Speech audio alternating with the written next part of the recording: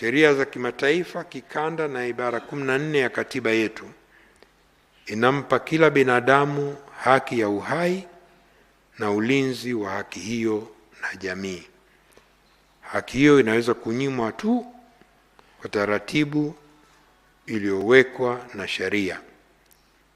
Tume haikuchukulia uchambuzi wa idadi ya vifo kama upekuzi wa msako wa namba, bali imeupa uzito sana uhai wa binadamu na heshima kubwa anayostahili kila maiti baada ya kifo, ambao pia ndio utamaduni wetu.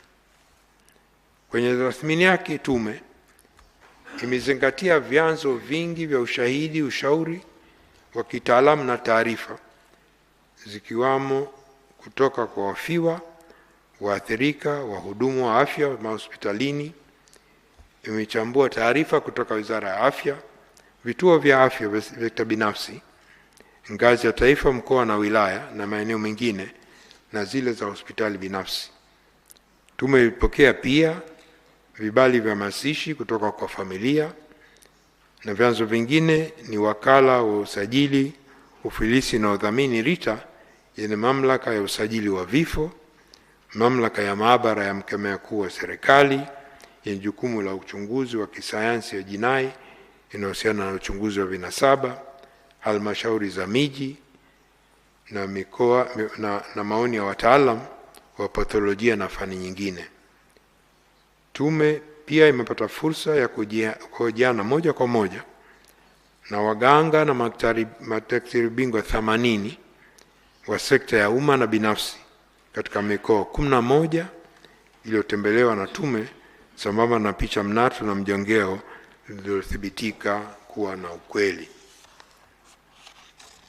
Tathmini ya tume ni kwa jumla ya vifo vilivyotokana na ghasia za uchaguzi mkuu ni 518, ambao wanaume ni 490 sawa na 94.6, na wanawake ni 28 sawa na 5.4.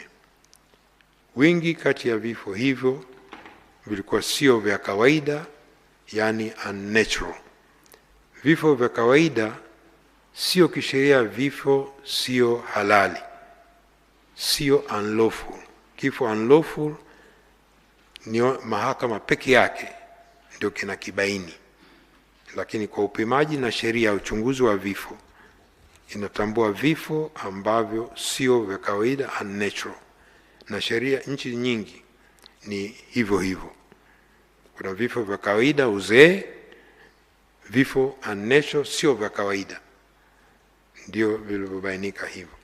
Mkoa wa Dar es Salaam ulikuwa na vifo vingi zaidi, ikiwa ni zaidi ya vifo 182, kifuatia na Mwanza 90, Mbeya 80 na Arusha 53. Kati ya vifo hivyo 818, 21 vilikuwa vifo vya watoto. Katika kundi hilo 15 walikuwa watoto wenye umri kati ya miaka 15 na 17, 4 walikuwa umri kati ya miaka 7 na 10, na 2 umri chini ya miaka 5. Vifo 205 sawa na 96.7 vilikuwa vya raia, civilians, na vifo 16 sawa na 3.1 vilikuwa maafisa na askari wa vyombo vya ulinzi na usalama.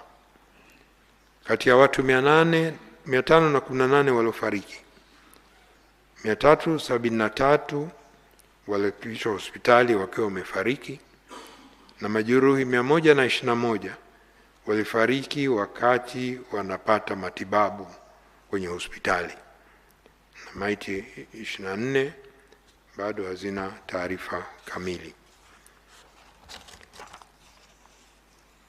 Kati ya maiti 518, maiti 480 sawa na 92.7 zilitambuliwa na kuchukuliwa na familia zao. Mheshimiwa Rais, kwenye uchunguzi wa maiti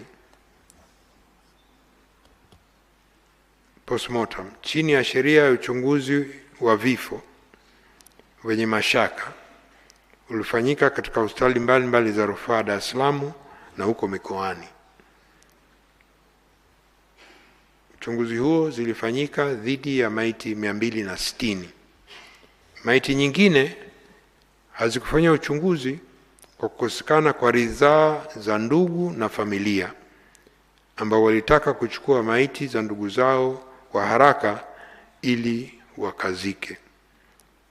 Kati ya maiti 260 zilizofanywa uchunguzi, nyingi zilibainika kuwa na majeraha ya kutobolewa na vitu vyenye ncha kali na kuvunjika katika sehemu mbalimbali za mwili.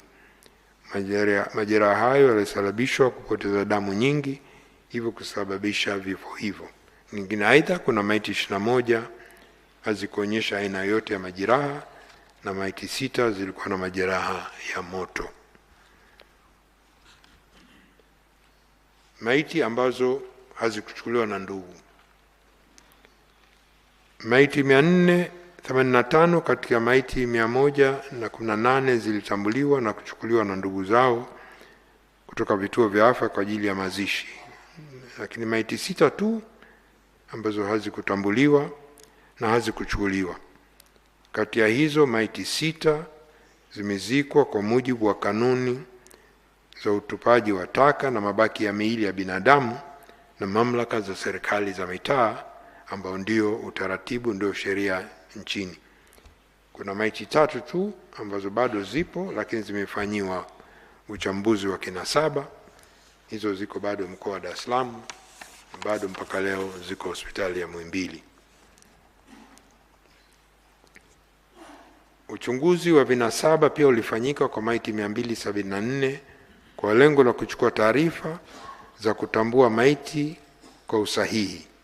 Taarifa hizi za kiuchunguzi zitasaidia sana kutambua ndugu na marehemu kwa ushahidi pale ambapo utahitajika. Tume pia ilifanya tathmini zaidi kuhusu uchunguzi uliofanya awali na madaktari waliothibitisha kifo kwenye hospitali mbalimbali. Kwa hiyo tume ilimwagiza mtaalamu na daktari bingwa wa patholojia kufanya uchambuzi wa taarifa za maiti hizo, postmortem reports, ili kubaini sababu halisi na namna vifo hivyo vilivyotokea na maeneo ya mwili yaliyoathiriwa. Katika kutekeleza agizo hizo, takriban taarifa za uchunguzi za maiti 216 zilifanyiwa uchambuzi wa kina. Uchambuzi huo ulibainisha kwa maiti hizo 219 zilitokana na vifo visio vya kawaida, na sababu ya kifo ya mmoja pia ilibainikwa, yani immediate cause ya vifo 147, ambayo ilikuwa ni kuvuja damu nyingi, kujeruhiwa ubongo, kukosa hewa, kujeruhiwa uti wa mgongo, majeraha mbalimbali, mshtuko wa moyo na kifo kimoja sababu hazikujulikana. Vile vile sababu ya halisi ya vifo, yani underlying causes au antecedent causes, vifo vingi vilitokana katika idadi hiyo kupigwa risasi, ambayo ni vifo 197 sawa na 90%, na vifo 22 sawa na 10% havikuhusiana na matumizi ya silaha za moto.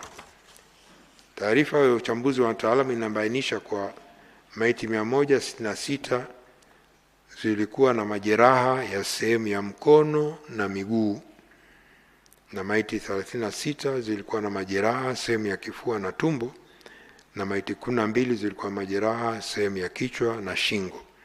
Maiti moja ilikuwa haina baadhi ya viungo.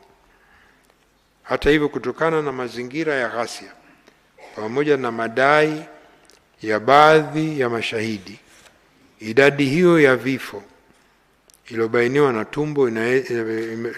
na tume inaweza kubadilika kutokana na uwezekano wa kuwepo kwa baadhi ya ndugu ambao walizika maiti za wapendwa wao bila kufikisha kwenye vituo vya kutolea huduma ya afya au hawakupata fursa ya kuja mbele ya tume.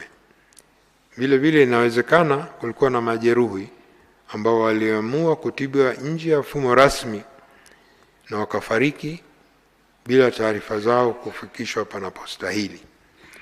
Tume pia ilipokea ushahidi na madai kuhusu watu kupotea au kutopatikana tangu wakati wa uchaguzi mkuu.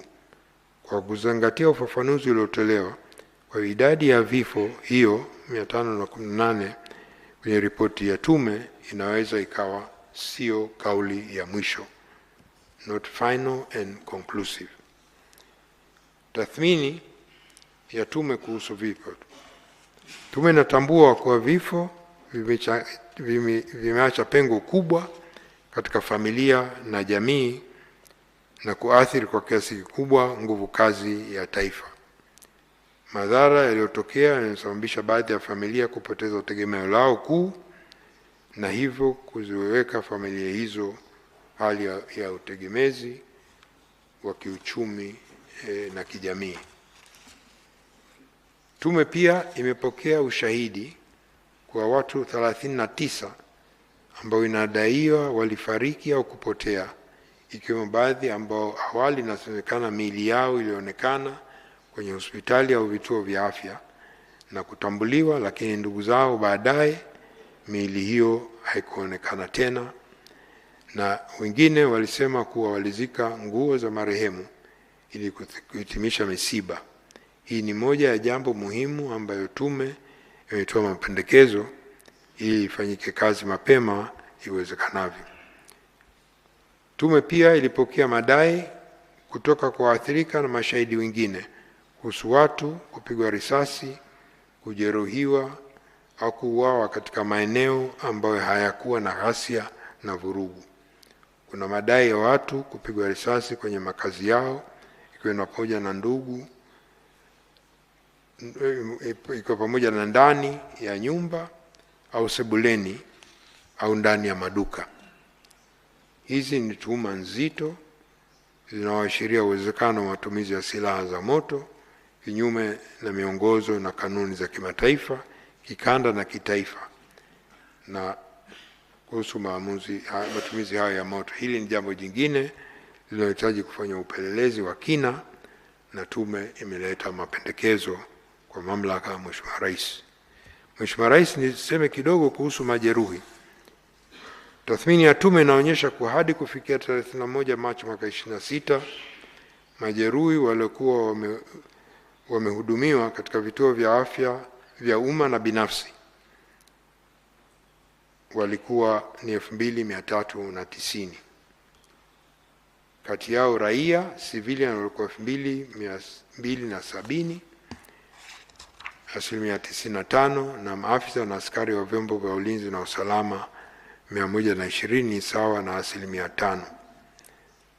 Kuna uwezekano kwa baadhi ya majeruhi hawamo katika idadi hiyo kwa sababu mbalimbali, kwa pamoja na uwezekano wa baadhi ya majeruhi kuendelea kupata matibabu nje ya vituo rasmi vya kutolea huduma za afya na wengine kukimbia nchi jirani, hususan kwa mikoa ya mipakani ya Mbeya, Songwe, Arusha na Mara kwa hofu za kukamatwa.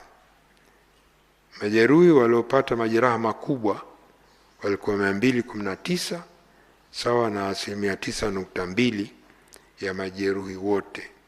Kati yao majeruhi 197 walikuwa na majeraha yanayotokana na risasi na 22 hayakuwa na risasi. Wengi wa majeruhi katika kundi hilo walazimika kulazwa hospitali ili kupata huduma za matibabu.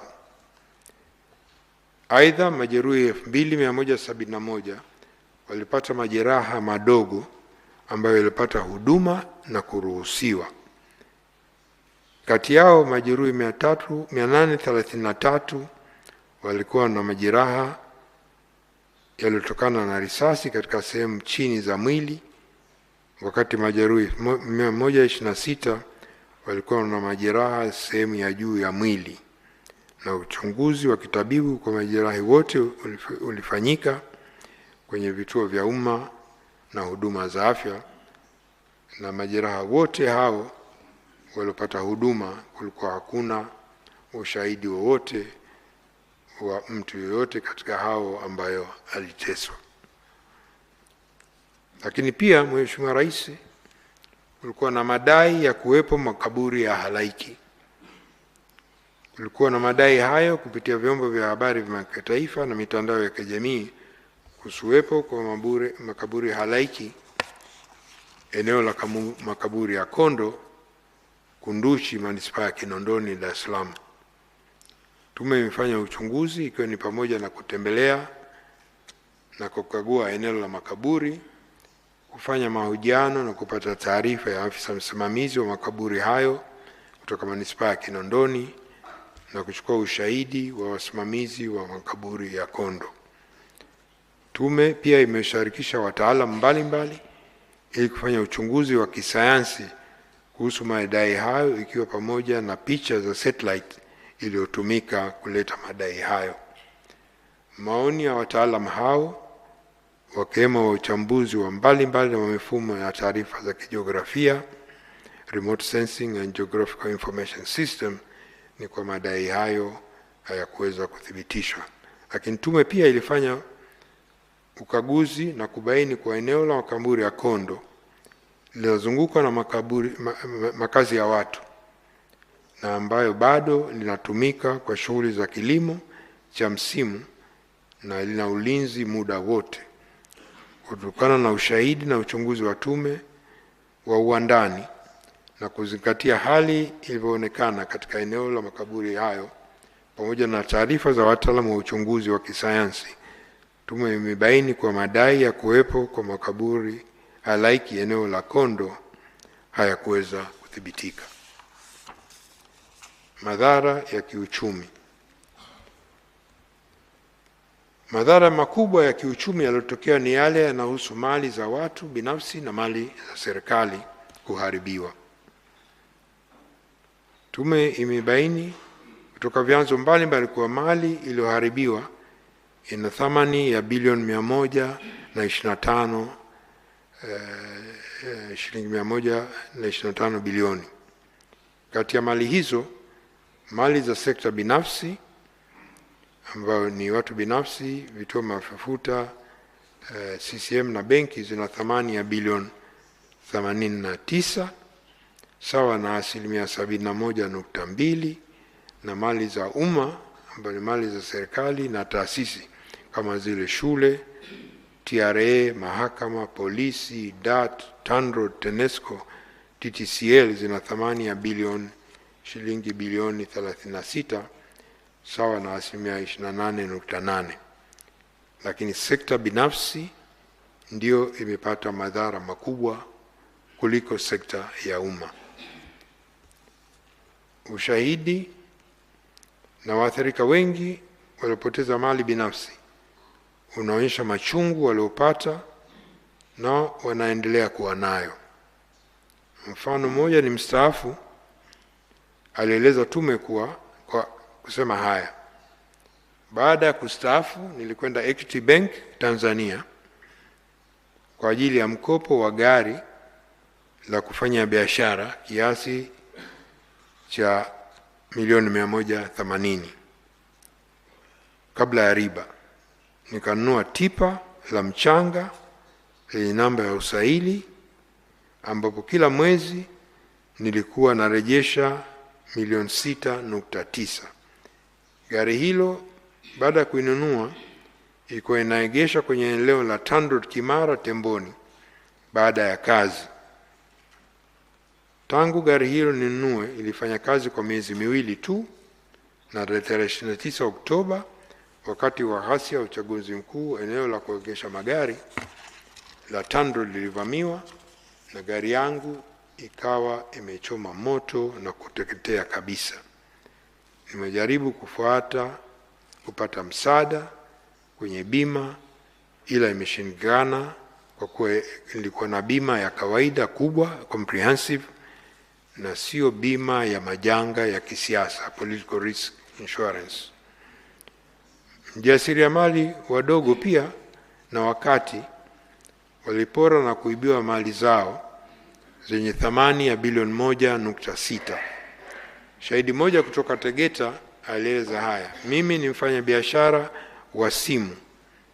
Siku ya uchaguzi mkuu duka langu lilivamiwa na wafanya vurugu, wakaiba simu zote ndani ya duka. Simu zenyewe ni za mkopo, nina hali mbaya, hata sijui nifanyaje. Uwezo wangu haupo tena, hapa nilipo nimejaa msongo wa mawazo. Kuna uwezekano wa tathmini ya mali zilizoharibiwa au kuibiwa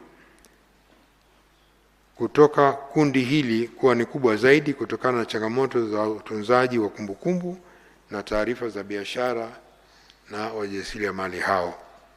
Zilivyo pia hasara kubwa kwa upande wa sekta ya fedha.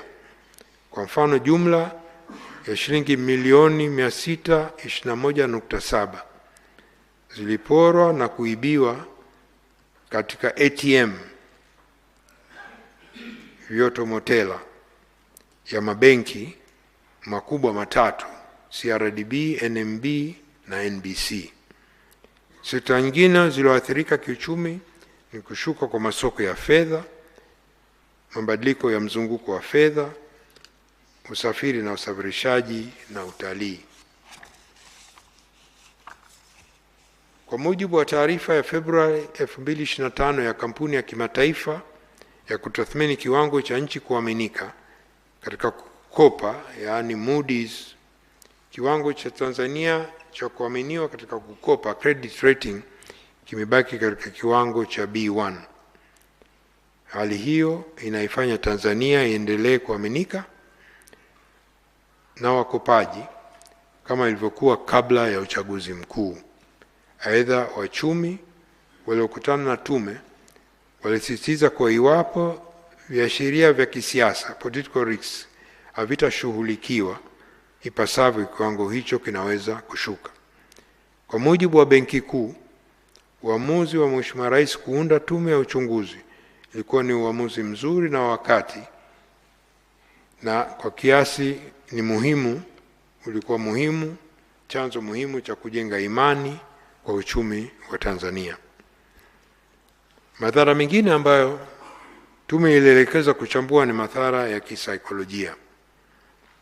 Tume ibaini kuwapo kwa watu waliopata madhara ya kijamii, kihisia, emotional, kiroho, spiritual, kiakili, mental, kimwili, physical, ambayo wanahitaji kupatiwa huduma za afya ya akili, kisaikolojia na kijamii. Matokeo kama vile vifo, ulemavu wa kudumu, majeraha ya mwili, kupoteza ndugu au kupora au kuharibia mali vilivyotokea kwa baadhi ya watu vimesababisha athari ya kisaikolojia na changamoto za kijamii miongoni mwa wananchi. Athari hizo zimejitokeza kwa namna tofauti, ikiwemo watu kupata msongo wa mawazo, huzuni, hofu, kupoteza imani ya mifumo ya kijamii na kisiasa. Katika mazingira hayo, imebainika kuna mgawanyiko ambao jamii imepoteza mshikamano na kuaminiana. Kundi lingine ambalo liliathirika ni wahanga, wauguzi na wahudumu kwenye vituo vya afya, ambao wengi walifanya kazi masaa 72 mfululizo, na mmoja wao anasema haya kwamba anataka hata kuacha fani hiyo yake ya udaktari. Shahidi mwingine kutoka mkoa wa Shinyanga alisema kuwa baada ya kupigwa risasi ya mguu nilipoteza uwezo wa kutembea, na kama zamani maisha yangu yamebadilika sana. Ukosefu wa baiskeli ya kunisaidia kusafiri kutoka eneo moja kwenda lingine, hususan kwenda shuleni, umeninyima uhuru wa kushiriki maisha ya kawaida kama kijana wenzangu. Nimejikuta nikiwa na huzuni na msongo wa mawazo kwa sababu siwezi kufika shuleni, kushiriki na marafiki, wala kuendelea na ndoto zangu. Mara nyingi najihisi sana thamani na nimeachwa peke yangu, hali ambayo imenifanya niishi katika upweke. Wakati wa kusikiliza mashahidi, tume ilibaini uwepo ya watu 107 wenye hitaji la msaada wa kisaikolojia ili ichukue hatua. Iliwaunganisha waathirika hao moja kwa moja na wizara yenye dhamana ya masuala ya maendeleo ya jamii ili waweze kuchunguzwa na kupatiwa msaada wa kisaikolojia. Tunashukuru hilo limefanyika na waathirika wote 710 walifikiwa na walipatiwa huduma za kisaikolojia mikoani na wilayani na ustawi wa jamii, idara ya ustawi wa jamii wa serikali.